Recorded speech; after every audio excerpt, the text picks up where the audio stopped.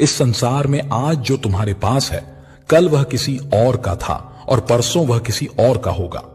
तुम यहां खाली हाथ आए थे और खाली हाथ ही जाओगे।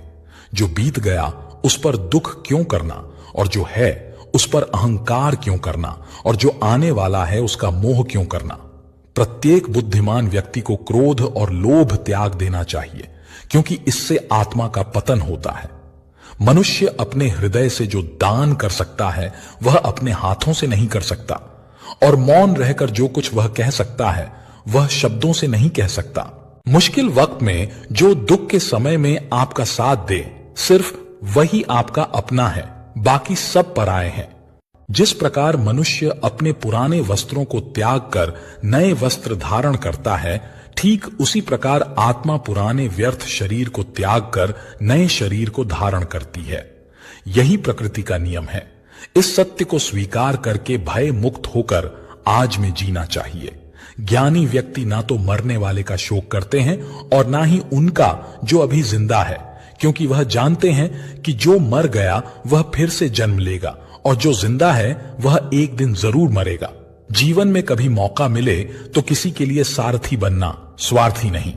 जिस प्रकार एक दिया अपना प्रकाश कम किए बिना हजारों दियों को जला देता है, उसी प्रकार खुशियों को बांटा जाए तो खुशियां कम नहीं होती। धर्म से भरा हृदय धर्म का परामर्श देता है और अधर्म से भरा हृदय अधर्म का परामर्श देता है। इंसान इसलिए दुखी नहीं है कि वह ईश्वर को नहीं मानता। इंसान इसलिए दुखी है क्योंकि वह ईश्वर की नहीं मानता। समय आने पर सबको मिलता है। समय से पहले की चाह ही दुख का कारण बनती है। क्रोध मनुष्य को नरक की ओर ले जाने वाला द्वार है।